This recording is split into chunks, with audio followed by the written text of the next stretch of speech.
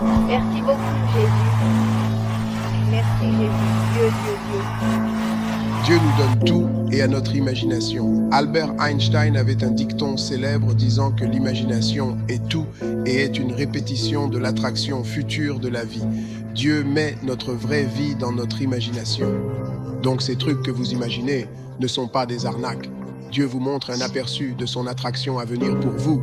Donc toutes ces choses que vous avez imaginées sont Dieu qui a semé dans votre esprit les graines de tout ce qu'il a pour vous. C'est pourquoi, lorsque vous conduisez dans la rue et que vous voyez la voiture dans la fenêtre, vous imaginez que vous conduisez cette voiture plutôt que celle que vous avez obtenue. Parce que c'était une voiture donnée par Dieu. Vous êtes comme si j'avais prié Dieu avant de monter sur scène pour un spectacle plein, pour un public lumineux, et Dieu m'a donné ça. Et puis, ok, je te l'ai donné, mais tu n'étais pas content. Beaucoup ne se tournent pas vers Dieu par peur et doutent de son existence. Chaque fois que je confie à mon Seigneur et travaille pour cela, Jésus se présente toujours. Si vous croyez en Dieu ou une puissance supérieure, je me tourne vers Christ. C'est ma voie. Mon idée, mon frère, est de ne pas abandonner. Jetez-le à ses pieds autant que vous pouvez et voyez ce qui se passe. Georgia, j'adore ça, j'aime tout ça, comme ton ami. Au cours des 6 dernières années, j'ai été témoin de tout ce que vous venez de décrire. Vous vous démarquez toujours. Tu montes au niveau suivant, jour après jour. La question que je vais vous poser est... À 15-16 ans, je ne pensais pas avoir beaucoup de rêves, mais me voici dans une situation difficile. Les gens pensent souvent que si Jésus donne plus, ils accepteront le christianisme et traiteront Jésus comme un majordome. Tout le monde doit y prendre conscience maintenant. Certains d'entre vous ne seront pas ici dans 3 ans. Certains d'entre vous renonceront à la foi chrétienne parce qu'ils ont été trompés par ces 3 mensonges. Mensonge 1, Dieu est mon majordome. La Bible dit que dans les derniers jours, les gens deviendront des amants de soi. Dans les derniers jours, les gens deviendront ingrats. Des millions de gens sont déçus par le christianisme parce qu'ils ont entendu quelque part un télé-évangéliste leur dire que si vous venez à Christ, vous saurez ce qu'est une vie matériellement abondante. Si vous croyez au Seigneur Jésus-Christ, vous connaîtrez la grâce de Dieu. Vous ne connaissez plus le problème. Ça va s'arranger. Votre avancée arrive bientôt. Avec de la patience, Dieu vous surprendra avec ce qu'il peut faire pour votre vie. Toi et moi savons tous les deux que certaines personnes sont vulnérables à ce genre de mensonges. Nous connaissons certaines personnes qui se regardent dans le miroir tous les jours et disent « Je ne pense pas que ma vie sera comme ça ». Quand j'avais 1516 ans, je ne pensais pas avoir une poche remplie de rêves et je me retrouverais maintenant dans cette situation difficile. Alors quand la prospérité vient avec toute la tromperie, ils avalent rapidement cette pilule et disent « Oh bien, si Jésus me donne plus, si Jésus me donne une promotion, si c'est Dieu qui m'a fait imaginer que je devrais conduire cette voiture de sport, j'accepterai votre christianisme. J'emmène Jésus, ton majordome. » Mais quand les choses ne s'améliorèrent pas, comme les missionnaires de la prospérité le promettaient rapidement, ils abandonnèrent le navire. Cette illusion fait mal parce qu'ils ne veulent pas vraiment le vrai Dieu de la Bible. Ils veulent simplement cette fausse image de Dieu qui n'existe pas réellement. Maintenant, je peux entendre ce que certains d'entre vous pensent. Vous me dites que je ne croirai jamais en un Jésus butlerien. Je sais que la Bible dit que je dois me renier et prendre ma croix. D'accord? Je peux dire ça?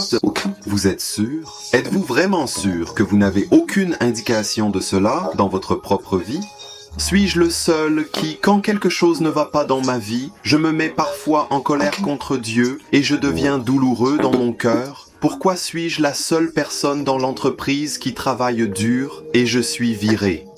Pourquoi je vous ai obéi et vous ai servi pendant toutes ces années et maintenant je suis dans un fauteuil roulant et en mauvais état? Pourquoi y a-t-il tant de parents incroyants autour d'eux qui ont plusieurs enfants alors que ceux d'entre nous qui cherchent à élever des enfants dans le Seigneur avortent? Qui es-tu, mon Dieu? Vous êtes vraiment là? Nous aimez-vous vraiment ou êtes-vous là juste si froid pour vos propres enfants? Vous voyez, quand les choses tournent mal, nous sommes tous en colère contre Dieu, n'est-ce pas? Nous sommes tous en colère contre Dieu quand la marmite bouillonne et que la vie devient difficile, parce que nous sommes également contaminés, d'une certaine manière, par cette fausse vision de Dieu, que nous ne sommes pas appelés à souffrir et que si nous vivons entre les mains de Dieu, nous ne serons pas affectés par la souffrance. Cela m'amène au deuxième mensonge, que les chrétiens ne souffrent jamais. Ou du moins, quand nous souffrons, nous serons très surpris, nous serons très choqués, et nous serons vite à agiter le poing vers Dieu et à dire « Pourquoi Dieu ?» La Bible dit que nous devons traverser beaucoup de tribulations pour entrer dans le royaume de Dieu. Vous savez, il y a une chose dont je suis plus sûr que le soleil se lèvera demain, et c'est celle-ci. Si vous êtes né de nouveau, vous passerez par beaucoup de tribulations avant de pouvoir atteindre le Seigneur Jésus-Christ au ciel. Vous allez souffrir. Quand nous conduisons une voiture de sport ou possédons une Ferrari, cela ne rend pas Dieu glorieux. Savez-vous ce qui rend Dieu glorieux? Alors que nous vivons une vie comme celle de Richard Wurmbrand, je vais vous le dire maintenant. En 1948, un prêtre roumain nommé Richard Wurmbrand fut kidnappé et il fut détenu au secret pendant 3 ans. Tout ce qu'il devait faire était d'échapper à cette punition qu'il ne méritait pas. Tout ce qu'il devait faire était d'abandonner le Seigneur Jésus-Christ et de dire que je ne crois plus, mais il refusait. Il a ensuite passé 11 ans en prison, chaque fois qu'il était surpris à genoux pour prier que les gardes viennent le battre. Ses pieds étaient tellement frappés que quand il a finalement été libéré de prison, il ne pouvait plus marcher normalement, mais il n'a jamais cessé de prier. Il sait aimer ses ennemis et prier pour ceux qui vous persécutent, car il insiste pour prier pour ceux qui gardent. Certains d'entre eux appartiennent même au Seigneur Jésus-Christ. Lorsque nous regardons la vie de Richard Wurmbrand, quand nous lisons l'histoire de l'apôtre Paul, qui a également été battu, qui a également souffert de la faim, emprisonné, naufragé, qui a souffert d'une vie horrible, il a passé ses routes en Europe alors qu'il aurait pu vivre confortablement à Jérusalem. Lorsque nous lisons cette vie, nous ne pouvons pas dire que Jésus vous a promis le succès, l'abondance, le confort et la facilité.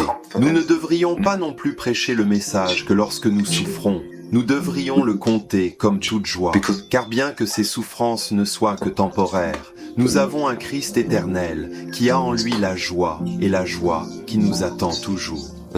Eh bien, mensonge 3, l'abondance équivaut au bonheur. Jésus dit « Soyez prudents et méfiez-vous de la cupidité, car la vie d'une personne ne consiste pas dans la richesse qu'il possède. Maintenant, je ne veux pas que personne me méprenne ici. Il n'y a rien de mal à avoir de l'argent. Nous avons besoin de plus de chrétiens riches qui puissent s'engager dans le ministère pour soutenir l'œuvre de l'Évangile et nourrir les pauvres. Il n'y a rien de mal à avoir des rêves, des ambitions et des objectifs pour l'avenir, parce que Dieu nous a donné une vie que nous pouvons apprécier. Mais quand nous transformons ces choses en idoles, quand nous succombons au syndrome de la cible mobile, cela devient vraiment coupable. Qu'est-ce que le syndrome de la cible mobile? Qu'est-ce que tu as dit que j'ai juste besoin d'un peu plus et que je serai heureux? J'ai juste besoin d'avoir 1000 abonnés sur Twitter et alors je suis heureux.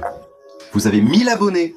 Oh, maintenant j'ai besoin de 10 000. Maintenant j'ai besoin de 100 000 à 1 million de followers. Si j'avais une femme, alors ma vie serait complète. Vous avez une femme? Non, j'ai juste besoin de plus de revenus, d'une plus grande maison, d'une meilleure voiture.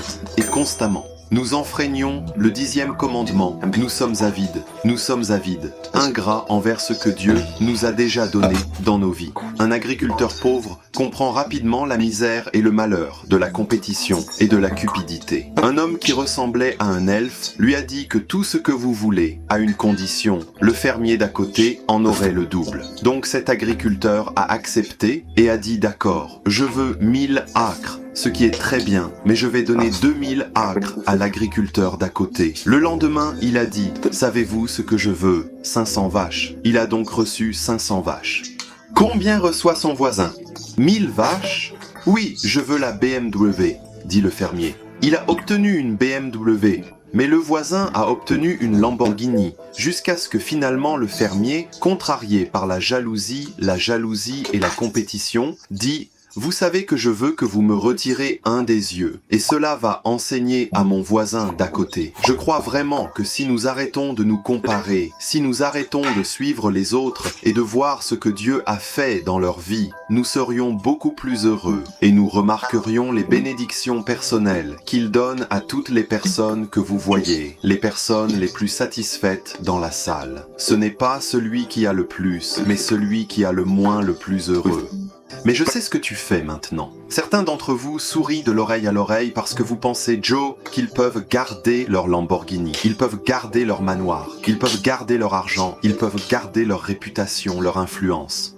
Donne-moi Jésus-Christ. J'ai juste besoin de lui. Si j'avais le Christ, je serais la personne la plus bénie du monde. Tu peux dire ça? Je veux dire, pouvez-vous vraiment dire ce que Jérémia a dit ici? Mon âme dit, l'Éternel est ma part. Par conséquent, j'ai mis mes espoirs sur lui. Ou êtes-vous souvent jaloux de la nourriture? Vous regardez ce qu'il y a dans l'assiette des autres, et vous êtes jaloux de ce qu'ils mangent, et de ce que le menu de la vie leur offre. Ou vous regardez votre assiette et remarquez que vous n'avez qu'une seule chose, le pain de vie, le Seigneur Jésus-Christ, et vous criez fort. C'est suffisant pour moi. Le pain de vie satisfait mon âme et le Christ est tout ce dont j'ai besoin. Je me demande s'il y a quelqu'un ici qui aime le chanteur Johnny Cash. Est-ce que quelqu'un sait comment s'appelle Johnny Cash et la dernière chanson de cette chanson? C'est ce qu'on appelle Blessé. Johnny a écrit ces mots dans cette chanson.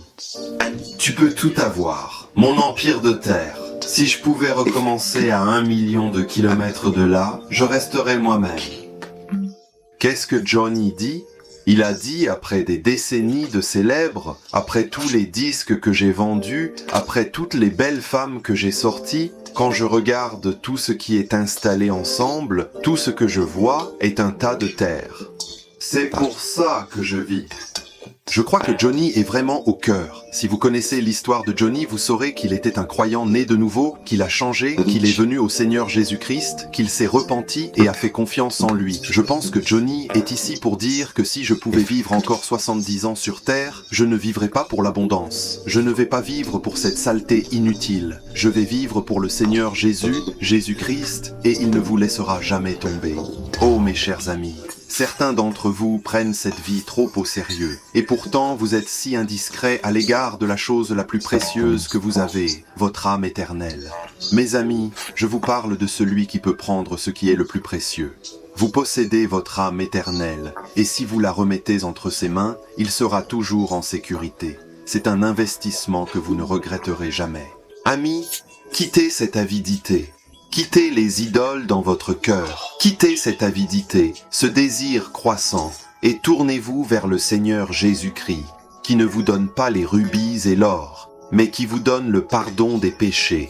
Tournez-vous vers celui qui a versé son sang sur la croix afin que vous puissiez être pardonnés et qu'il puisse vous offrir un autre don le plus précieux. La justice de Dieu peut être inscrite dans votre compte. Alors Dieu ne peut pas vous voir, ni vos péchés, ni vos échecs. Il a vu la justice et la perfection du Seigneur Jésus-Christ. Venez à ceux qui ont conquis la tombe et dites, « Quiconque croit en moi, je vais vaincre leur tombe et je leur donnerai la vie éternelle. » Parce que je peux vous assurer une chose, je ne sais pas où vous pouvez investir votre argent. Je ne sais pas dans quelle devise est la meilleure pour investir votre argent, mais je sais une chose. Si vous investissez votre vie dans le Seigneur Jésus-Christ, vous ne le regretterez jamais parce que c'est la meilleure décision que vous pouvez prendre. Tu le feras? Tu vas le faire maintenant? Si vous n'êtes pas satisfait, allez regarder cette vidéo, car peu de gens qui s'abonnent à cette chaîne ont vraiment regardé cette vidéo, et je pense que cela pourrait t'aider. En parlant d'abonnés, si vous souhaitez rejoindre la famille, envisagez de vous abonner. Si la réponse est non, c'est absolument bon. J'ai besoin de pratiquer ce que j'ai et de me contenter de ce que j'ai. Mais si vous voulez cliquer sur le bouton s'abonner, c'est agréable de vous revoir et de regarder à nouveau la Bible. Que Dieu bénisse tous et merci de regarder.